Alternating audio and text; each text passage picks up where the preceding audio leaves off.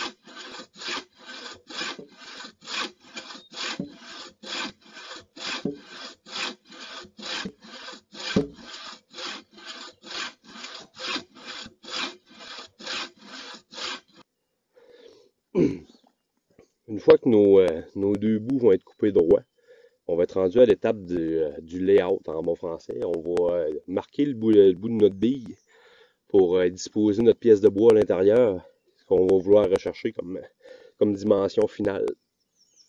Donc moi je me suis arrêté sur le choix d'une pièce de 4 pouces par 5 pouces. Donc je vais venir tracer mon 4 pouces verticalement ici, à l'aide du niveau.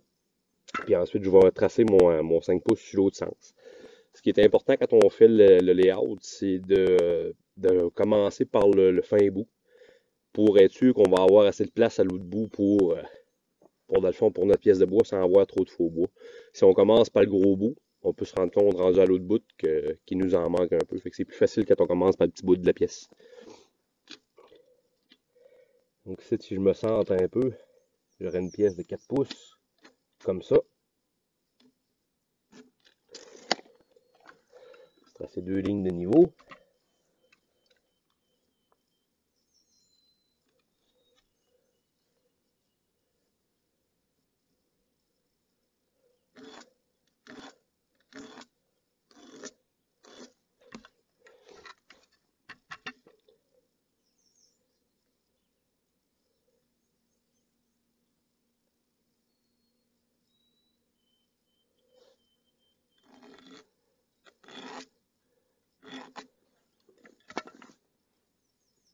Je sais pas si vous pouvez entendre à la caméra, mais il n'y a pas beaucoup moins de mouches ce matin qu'il y en avait la dernière fois que je suis venu.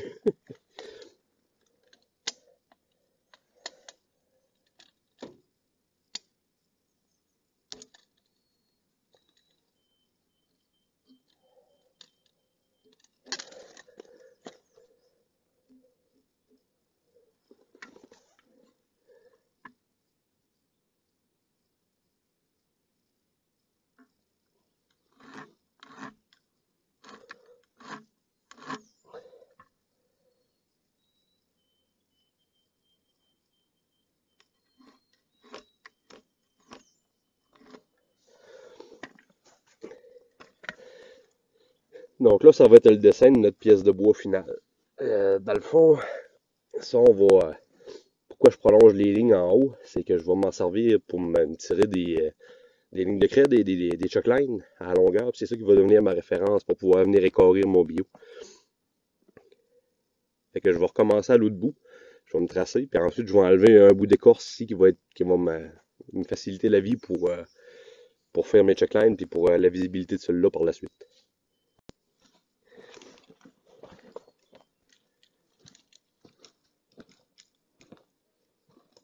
Juste un petit truc, si on est seul, tirer les chocklines pour tenir la corde au bon endroit, c'est juste de prendre notre couteau de poche vis-à-vis de la ligne. On va juste se faire une petite encoche. Pas plus compliqué que ça. On passe notre corde dans l'encoche. Ça en remplace quelqu'un assez facilement.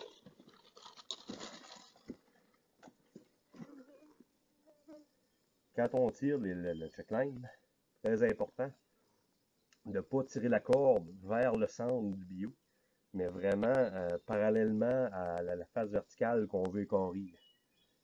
Si je tire comme ça va être vertical.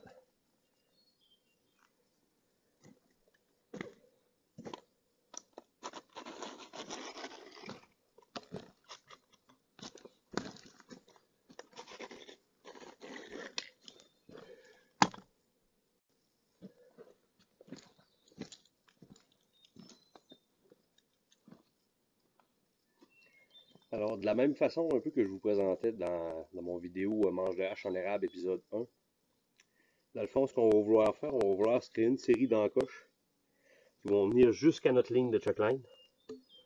Puis ensuite, on va vouloir enlever les morceaux de bois qu'il y a entre les encoches. Donc ça va de la façon qui suit.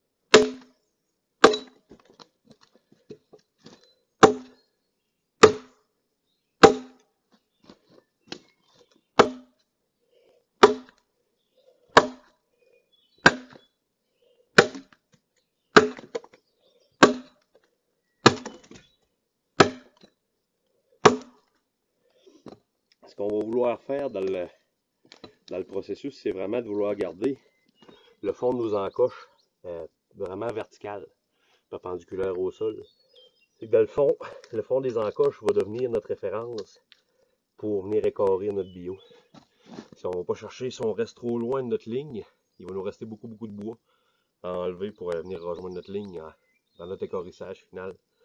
Et puis si nos encoches sont toutes un peu en angle, dans le fond, ça va nous donner de la misère aussi. Parce que notre face de bio risque de s'en venir à angle aussi par rapport au sol. Donc, c'est vraiment important de garder nos encoches vraiment droites.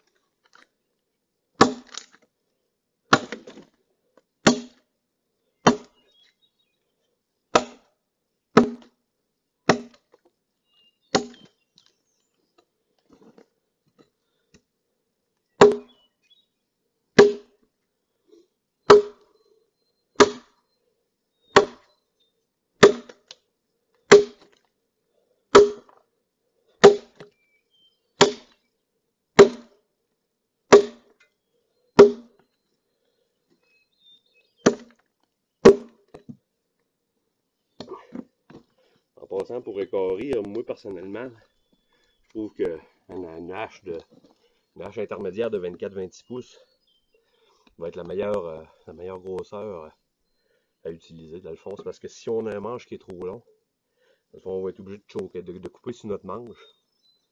Puis on est à risque dans ce temps-là que le bout du manche croche dans notre linge. Puis ça peut créer des situations qui vont être très dangereuses.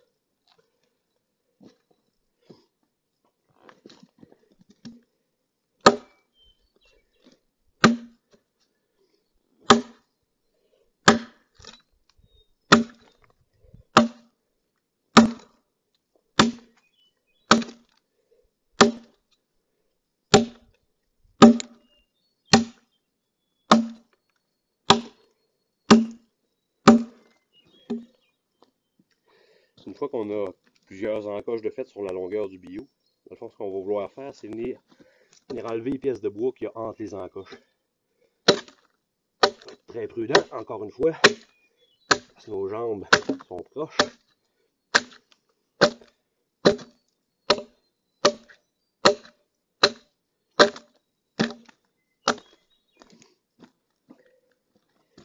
Ça, c'est un peu la partie facile. Quand on va vouloir faire la finition, ça va être beaucoup plus pratique d'avoir une vraie hache à écorer.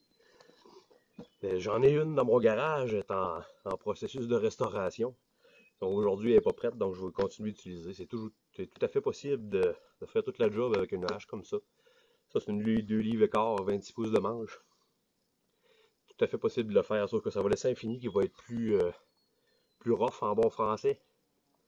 Parce qu'avec une vraie hache à écorer et que le tranchant va être large comme ça, ben, on est capable de faire une surface plus droite, avec moins de rugosité dessus.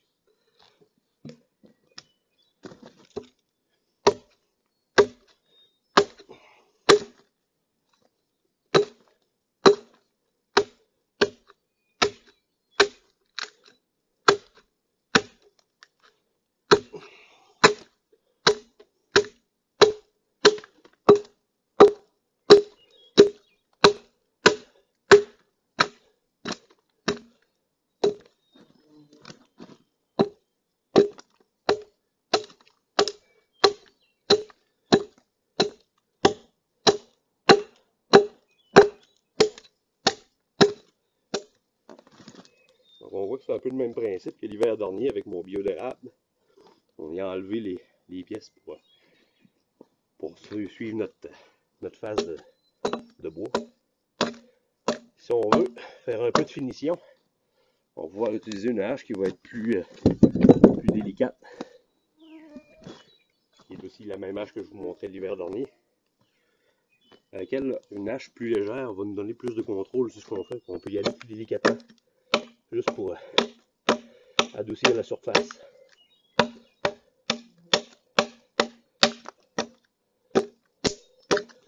Le but étant encore de se rapprocher de notre ligne sans la dépasser.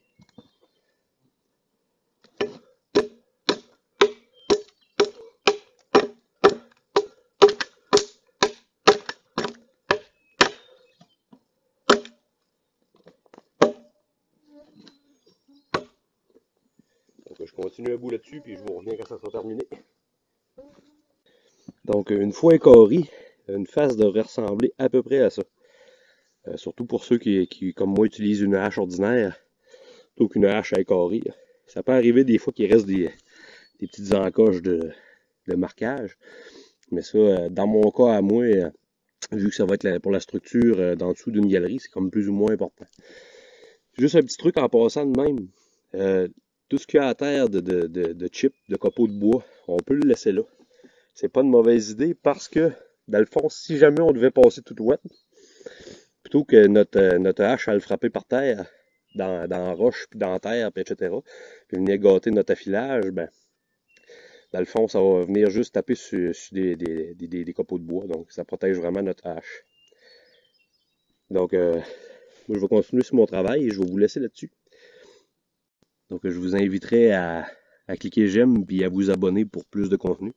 Donc, moi, je vais continuer comme je vous disais. Puis, on se retrouve pour un prochain vidéo. Probablement que la prochaine fois, ben, c'est sûr que je vais vous parler de mon hache à écorer ou ben, qu'on va faire du framage pour la galerie. Donc, je vous remercie pour votre temps. Puis, à la prochaine.